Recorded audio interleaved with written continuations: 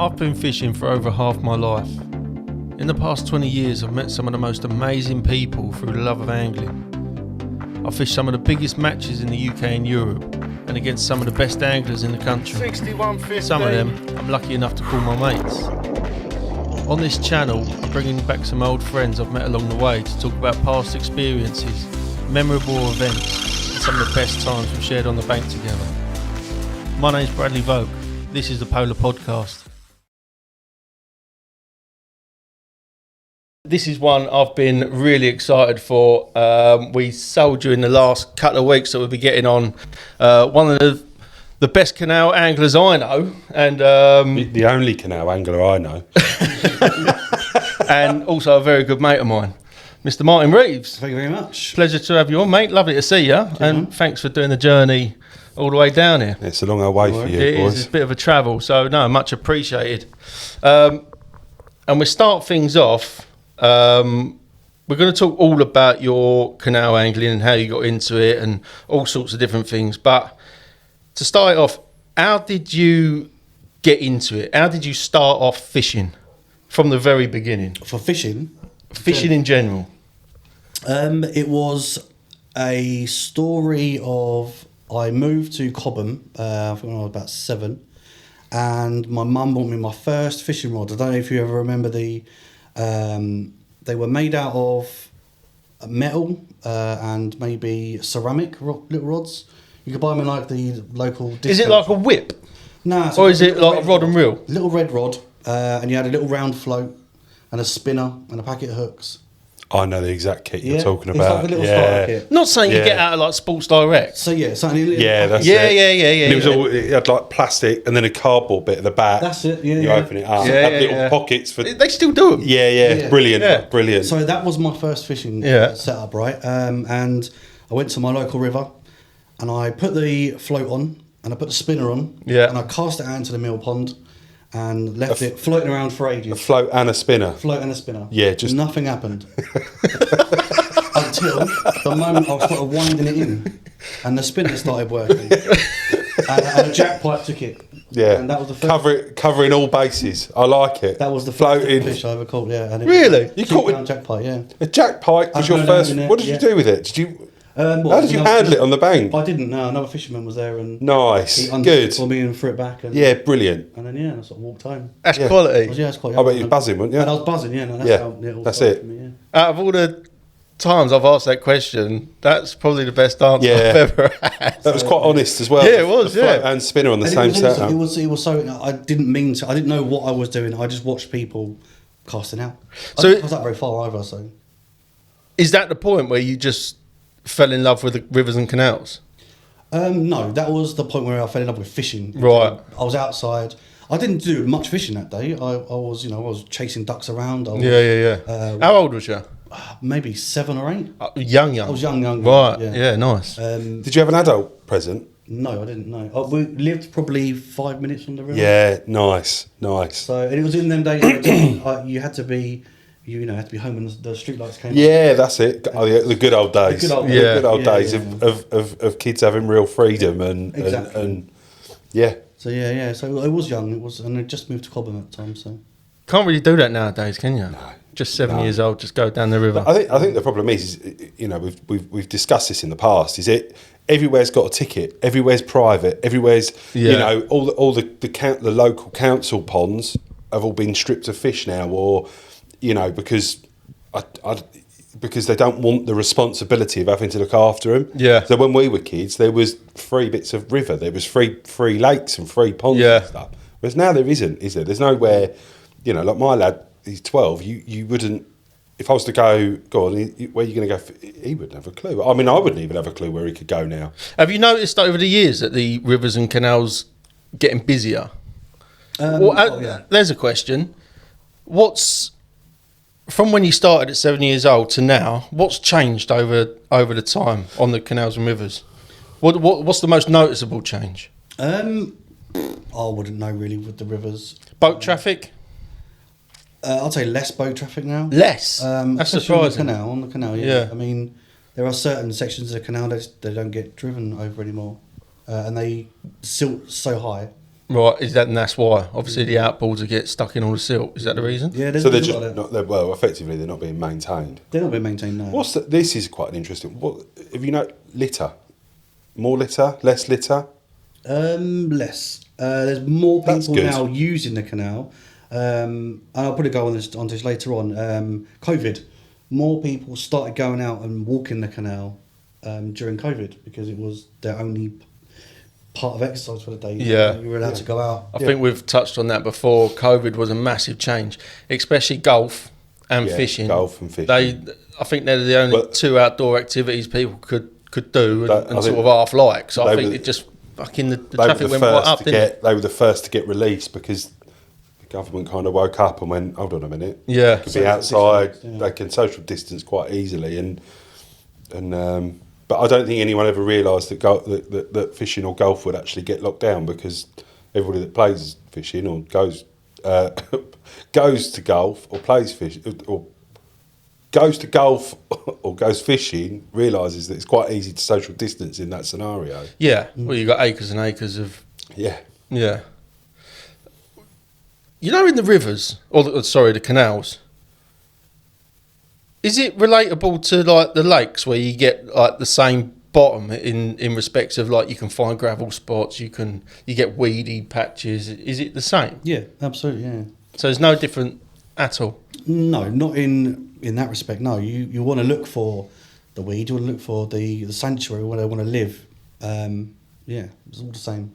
So if you used to turn up on the canal, you still got to do your leading about and finding your spots and all stuff You like would that. do, yeah, you would do. Right. So it doesn't get moved off with the volume of boat traffic coming down. Do you get a lot more floating weed beds because obviously the propellers are turning up the? Not necessarily. It all depends on where you're going to go, really. I mean, I fish mainly the Basingstoke Canal. It doesn't have a massive amount of boat traffic. The bits that do, when a boat comes through, I don't think it does you any harm. It'll do you more favours because it's stirring the bottom up. Yeah. It's pulling all the bits of pellet, boilie crumb, whatever you've got out there, just flutters out through the water column. And, everything gets to have a go at it. All that nutrients coming out from the silt, it's probably been buried. But does that not wind you up? I'm imagining, right, putting all this bait neatly on one spot and a boat comes along and it's all fucking halfway down the river.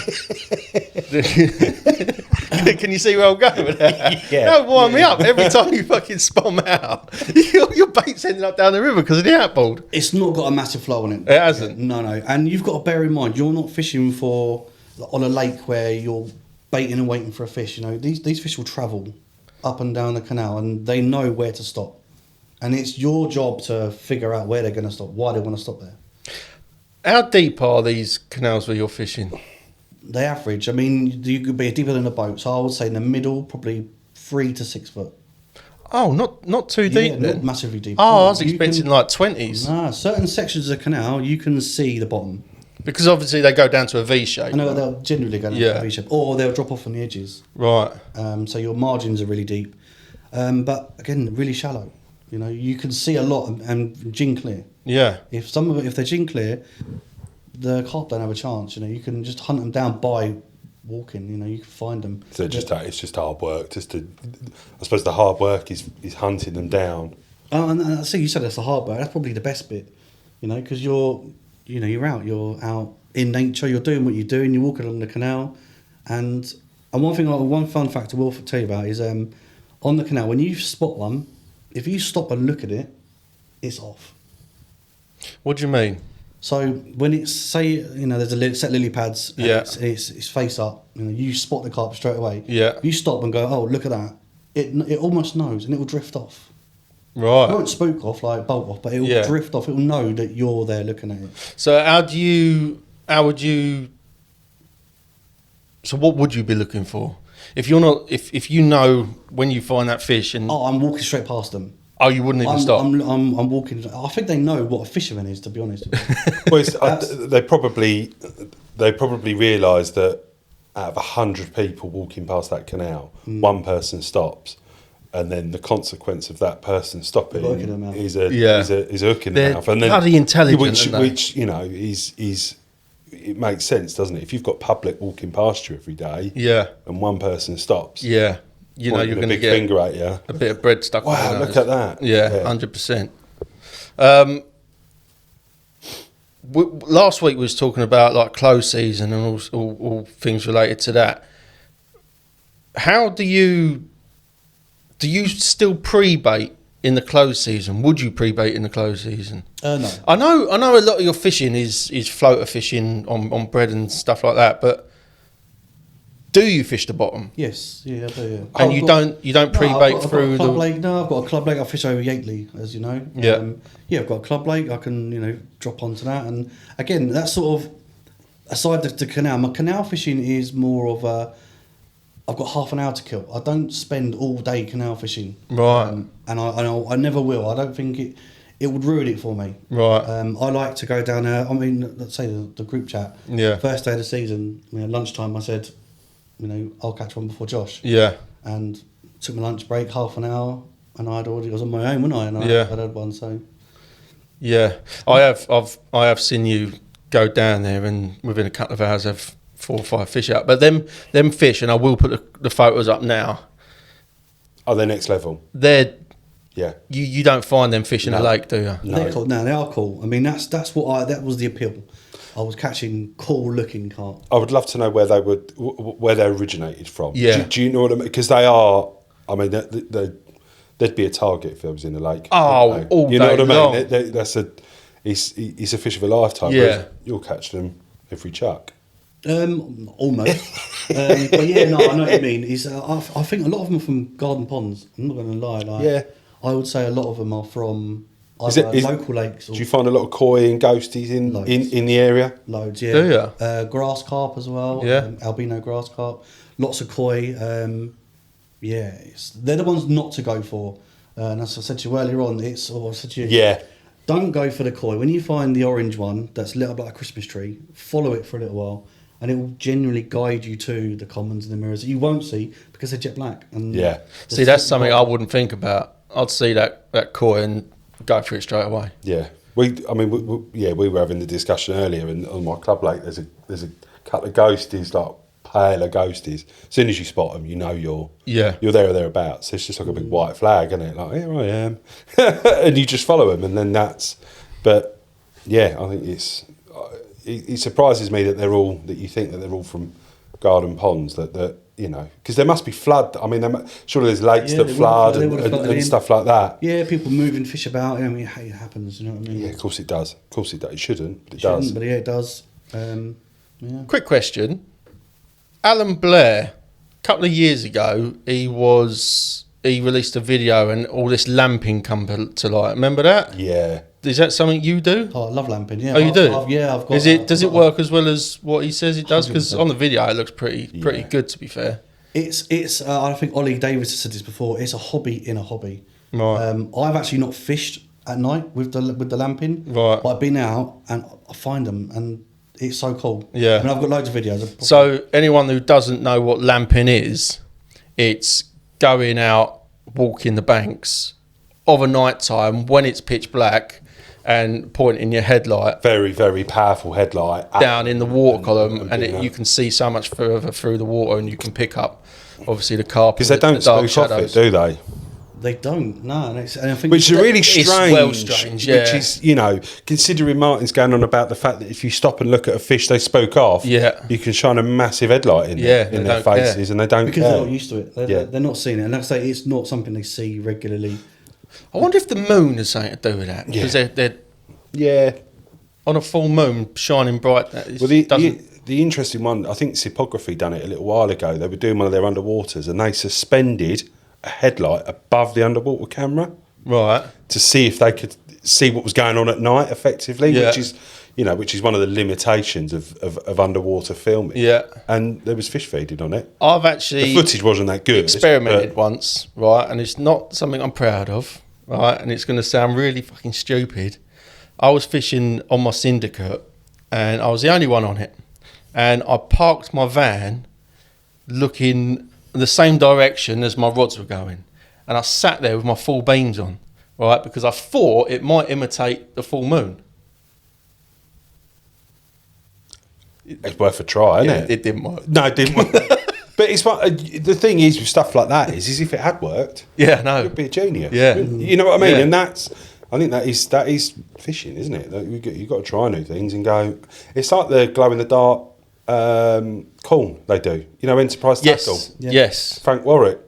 He done glow in the dark, didn't he? Where he was But doing all his fluoros and You've stuff even like got that. bait companies now that are doing glow in the dark pop-ups. Yeah. So Yeah, but is it Bayliss? Bayliss baits. Yeah, they've got like a bluey one, haven't they? little plug for you there, mate. Yeah. Which is, I mean, it's worth a go, isn't it? I mean, you know, you're trying to bring their attention to them. But Yeah. And I do know people that have had good success on that glow in the dark corn as well. Yeah. So yeah, they're definitely not spooking off them. So one thing I want to ask you about, Mark, is obviously I'm, you know, predominantly, well, a lake angler, barra, you know, all my kit, brew kit, you know, just get set up for the day or the night or whatever. How do you go about fishing? What gear do you have that allows you to walk up and down a mile-long stretch of canal without feeling, you know, knackered at the end of it and being able to strip your kit down and you know, how many leads do you take and bits of like that? That's what I want to know. What are you taking? You know, if you're going floater fishing, are you taking bottom bait gear at the same time, or do you just go right? I'm going to go to the loaf of bread, couple of hooks, and go. So that is honestly, that is literally it. I have one scope. I have one landing net that collapses down into one of the scope bags. I've got a light rucksack which I put bread in it, my phone in it, and I've got a map. And that's it. I don't weigh them on the canals. I'm not taking scales. I'm not taking. Okay, that's quite interesting. So you don't take a sling or. It's irrelevant to me. I'm not catching them for anyone else's benefit. So yeah, but the size don't matter. I'm not going to catch a PB out. And do you always take a picture of them? Yes, on the canal, yeah. I think you have to when they look like that. Yeah. Some of the photos you showed me, they're unbelievable looking fish. And So they're cool looking. They're cool looking fish. They've just got so much character and they're dark and they're just everything an angler wants to catch. The thing that gets me with the fish that I've seen that obviously you've shown us over the last year and what you've just shown us, none of them look like wildies, as in cricket bat commons. Oh, you know, they've all got a bit of a gut on them, lovely shape, well nourished fish. Do you know what I mean? Not that but they don't look like, you know, when you catch them old wildies where they're just like a torpedo almost. They all look, they're all unbelievable. They're all different. I say it's character fish, I think. We've all got them in our lakes, haven't we? You know, that character one that we like, the dinosaur, the linear. And in the canal, you've got all that as well. And every fish is different. I don't think I've caught two that are even too similar. Yeah. Yeah. I know you were saying about predominantly your angling on the canal is floater fishing, but you did say earlier that you do the odd overnighters on there as well. Not on the canal. Oh, not on the canal. Not on the canal. Right. Oh, like I say, I've got club water. I'll do the nights. Right. I'll do my weekend fishing. But one thing I will say is, and I said this to you earlier as well, the canal fishing for me is just somewhere to go for a walk. You know, got to go there with my missus. We'll go for a stroll. Yeah. And I said to you earlier on, like, it's opportunist fishing. I'm not going there. I'm not targeting particular fish. Yeah. I'm just, if I can catch one, pucker. Like, if I can't, I will. But and I said to you earlier, I caught about 35 fish last year, and genuinely the actual fishing time with a bit of bread in the water was less than 24 hours. So I can sit on a lake and do 2 days and catch one fish. Yeah. So is it all predominantly bread fishing? Is it all floater fishing, bread fishing? It is all predominantly bread fishing, and because as well, that's what I like to do. It's my style of fishing. It's what I like to do. Yeah. You know, you got the floater rotor boys. You know, you can do that, mix a fish and get 30 fish going and catch 10. That doesn't really interest me anymore. Catching one call, one packing up, going. No, I'm home. I'm out fishing for like 20 minutes. Yeah, that's a good. I'm getting my hit. So do you still get the same? Do you still use the same sort of tactics, as in you'd still put out freebies of bread? Or would you not put freebies out at all? Depending on the situation. Right. If you can find a group of them. Yeah, I mean, sometimes you don't need to. It's a case of watching a patrol route, particularly, like, you know, and they'll swim past something. And a lot of time they can't resist, you know. People go down there duck feeding with the bread. Yeah. And I think the carp just that's a natural food. So Yeah. when there's ducks, there's carp. Right. Generally, and they'll, as long as you put it in front of them or in their line of sight. How many times have you had that when you're floater fishing and some kids come up and start chucking in bread trying to feed the ducks? Loads Yeah. times. And do you know what? I've been fishing and some kids put his hand in my bread bag and Nicked your bread? Started feeding the ducks. Yeah. Did you punch him for that? No. Did you punch it? His mum and dad were there. Bigger than me. But no. What the kid was? Yeah, let them crack on. But sometimes, I've had it before. I said the story with the boys with the bagels. Yeah. He chucked in a load of bagel bread, and I couldn't get them to take a bit of bread. But yeah, they went nuts for the bagels. I was thinking about that. I wonder whether that's, obviously we're all, Warburtons, Kingsmill and all of that, whereas a bagel, probably the floating point slightly different because it's a bit more of a, it's a different dough, isn't it? It's a denser bread. So do you have a favourite?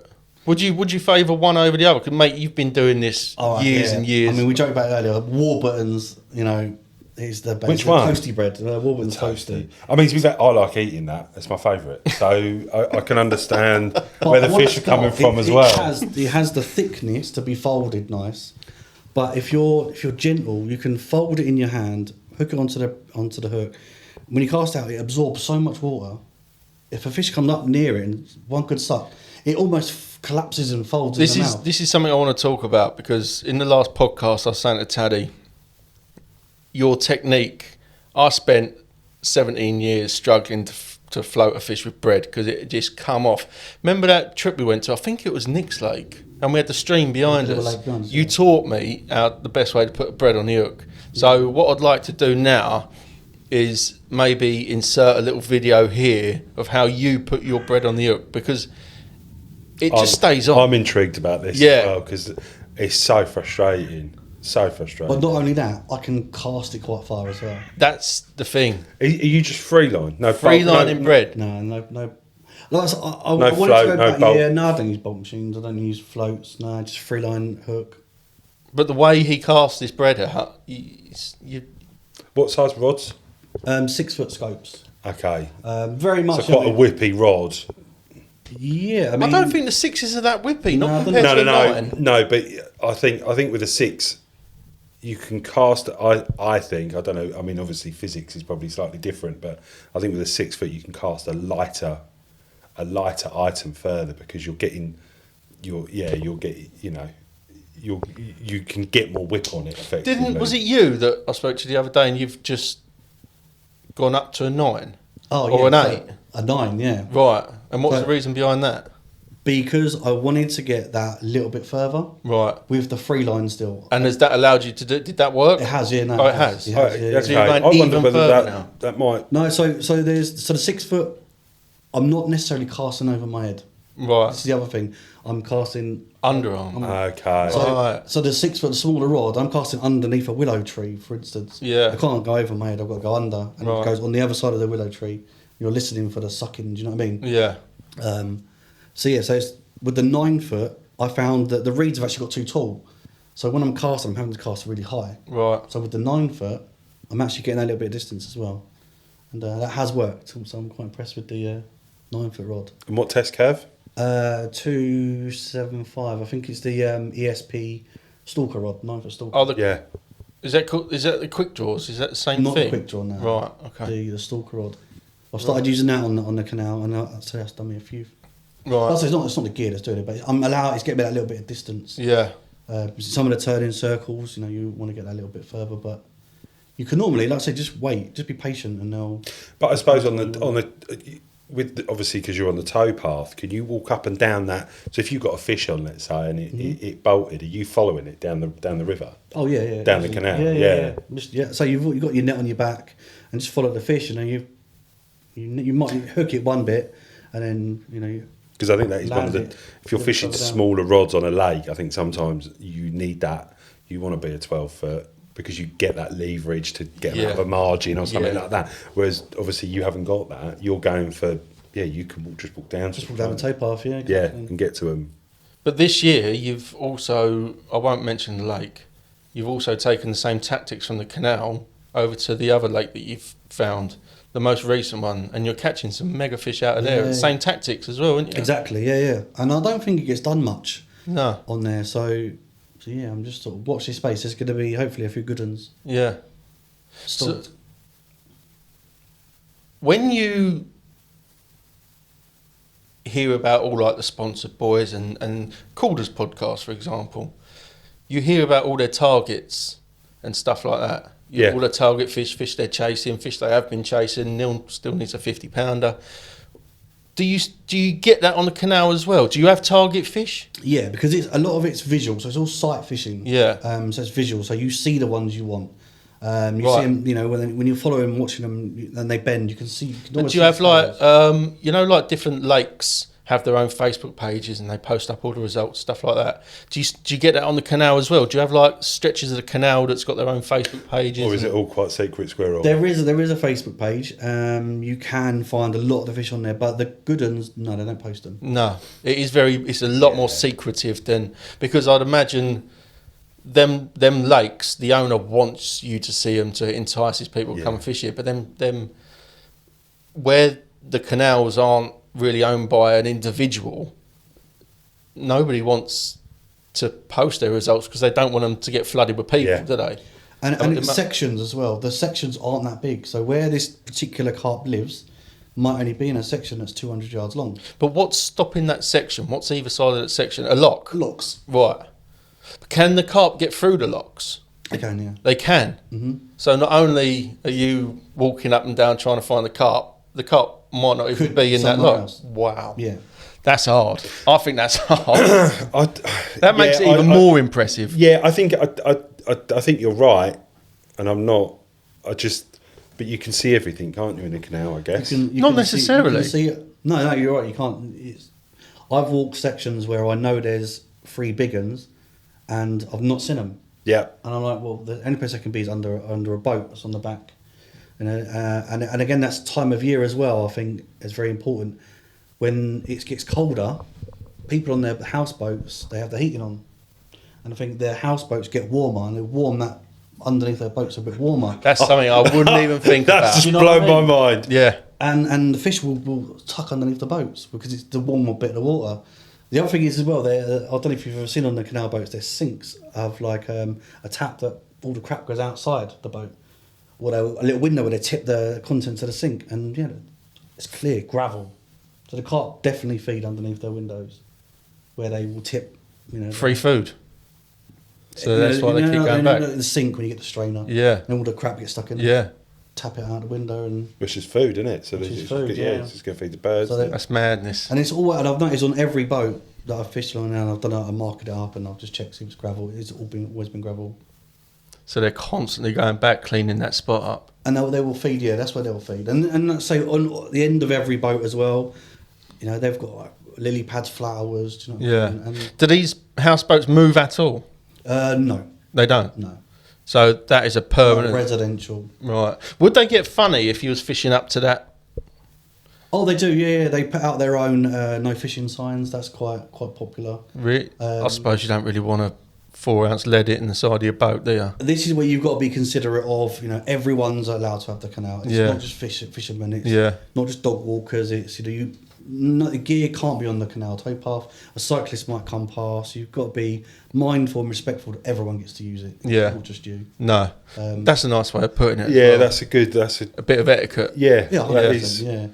And if you're bagging, you know, leads at these boats, they'll complain and it'll go to a council and Yeah. it's ban fishing on Is there. the EA hot on the canals? They have been. I've seen the EA a lot on the canal. You have? But the Canal Association, they're always, you know, whizzing up and down. And, Right. But they are pretty good. On foot or on a boat? On foot. On foot. They don't have boats, do they? Not that I've seen. No.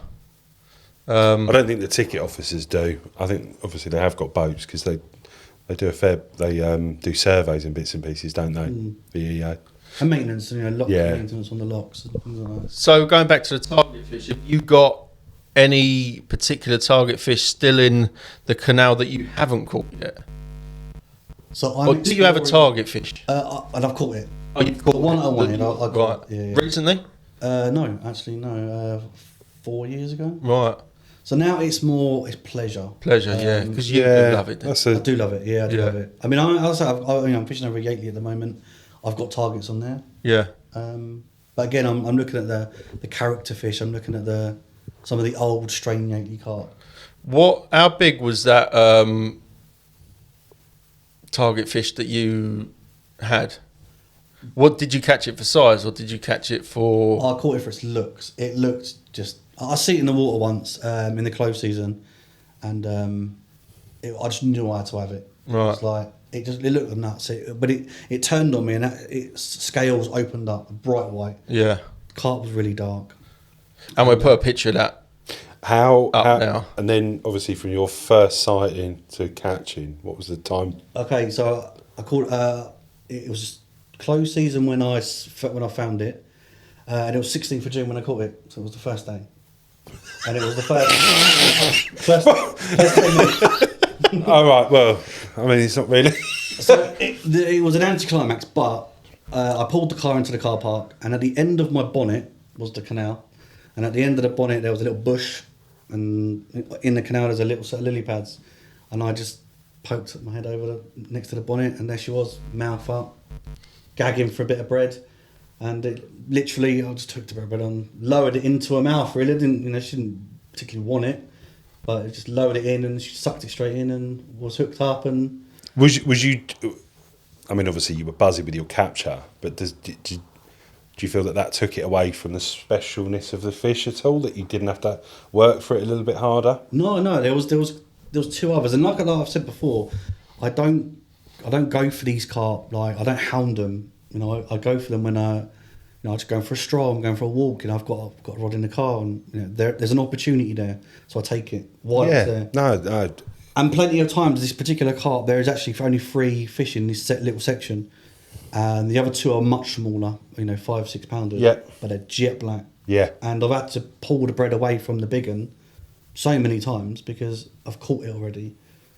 I'll get no satisfaction hooking it for no reason. No. Yeah. And I've actually managed to catch the other 2 doing that, and it's always I have to put it away from the big one first because it's just a greedy big fish. Yeah. And the little ones, I'll send you the pictures as well. Yeah. So really cool. Obviously I've just clocked on that you just said a greedy big fish. Do you think are the bigger fish greedier on the canals? Have you noticed that? Obviously, yeah. So in other sections of this Basingstoke Canal, there is a popular stretch. Nash done a video on it recently. Yeah. Oh, Basingstoke. Basingstoke. Yeah. So that up that end, the fish are generally bigger. Yeah. In the end, I'm fishing. I'm exploring still. I've got 32 miles of canal to explore. So see, we haven't got any canals down in Kent.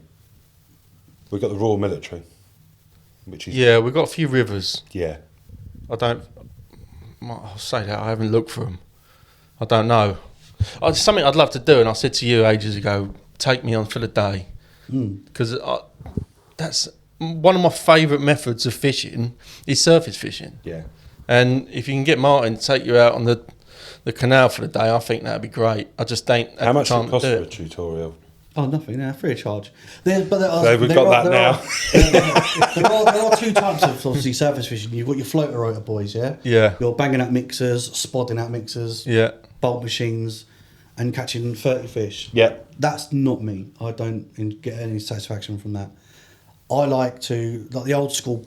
It's the more stalking farm approach, isn't it? A little bit of bread in amongst the lily pads. You know what I mean? And snatching one off the top. Yeah. Once you've caught, obviously, I know you've just said that you sort of go in and out in an hour, half hour. Have you?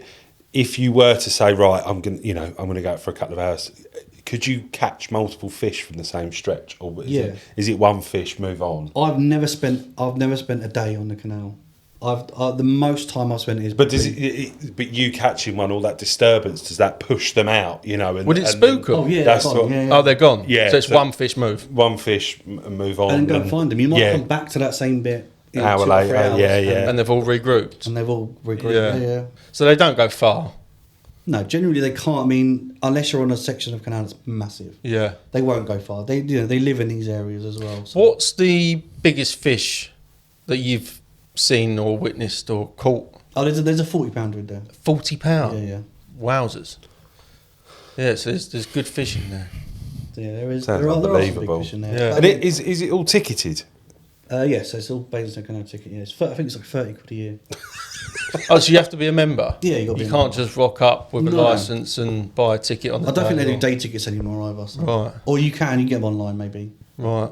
I mean, 30 quid, it's nothing when you No. think about No, 30 how quid. much time you're going to be there as well. Yeah. You know, you've got a whole year's fishing Yeah. and you can, you know, it's not just Compared carp to either. some day tickets are 500 plus quid. Yeah. Yeah, that's And you know, especially, I mean, the fish you'll see on this, but the fish are next level. You know, every single one's a little jewel, isn't it? It's. There are some cool ones in the canals. So what's your target now on the canal or on Yateley? Because obviously you're fishing Yateley now as well. The canal, it's a guilty pleasure. So it's just to keep enjoying canal fishing. Yeah. Keep walking, keep finding them. There's always different ones, you know, different sections, different fish to look for. Yeah. It's not necessarily just the fishing. It's the finding them. That's the exciting bit for me. No 2 days are the same, because you might have another group of carp come down the canal through the lock. They might end up in that stretch. That fish might end up in the next stretch. That's exciting, isn't it? You know, you go to lakes, you got the same fish in there every day. You go to the canals, you got miles and miles of canal fishing. You never know where they're going to be. You don't know what fish are going to be in there one day to the next. That's exciting. That is. Well, it's exciting. I can really see the appeal to that. If you said, all right, I'm going to go an hour every day Yeah. for the next year, Yeah. you know, in an hour you could probably walk 2 miles, let's say, maybe 2.5. You could walk You could walk that whole length. What was she saying? 32 miles of canal. Yeah. 32 miles. There's enough there for a year's fishing, and you ain't 100%. gone back on yourself, Yeah.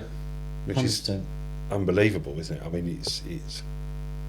I think that's the difference between canal and rivers, where I think rivers are so hard to navigate, walk.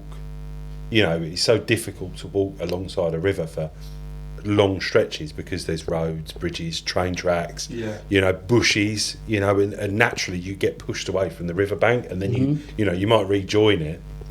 Whereas on a canal you've got the towpath, so you're right by it all the time. I think that's why, you know, I think that's what appeals. That's what gets me. You can just see it's all sight fishing, so it's all exciting. Yeah. Do they show? Do they come out and show? Oh yeah. Yeah. Funny story. I was walking with my girlfriend once, and I said, I know the big one's here. We were literally standing between two boats, and I was like, I know she likes it here, and then she nutted out 3 times. I was like, Did you miss see it? yeah. What was she? She was like, buzzing "What's for that? it. What's that?" Yeah. Yeah, and I was never going to catch it, but yeah, I did see it. Yeah. Nice. That's exciting. And then, like I say, you can track them down, you can find them. We'll have to go out. We'll do a bit of video with you one day. We'll come down and show us what it's all about. Finding them is easy. Yeah. Finding them is easy. Can you get guest tickets? Could we get a guest ticket on your ticket? Oh yeah, absolutely, yeah, definitely. Do Definitely. something. We'll sort it out. Yeah. We'll wrap it up there. Yeah. Thank you very much for Mate. coming down, mate. Yeah. Much appreciated. I know it's a long way for you boys, so thank you very much. Thanks for letting us pick your brains. Yeah, it's really good. It's Really good. enjoyable. I learned a lot in that chat, to be fair. The thing is, as I said, we haven't got any local canals really. No. So it's completely alien. to Yeah. me. It really is. Yeah. You know, I'm used to sitting and pitching up for as long as possible. And Yeah. With a barrow load full of gear. Yeah. So it's the complete other end of the scale. decent wasn't it? biscuits and stuff. you Yeah. know?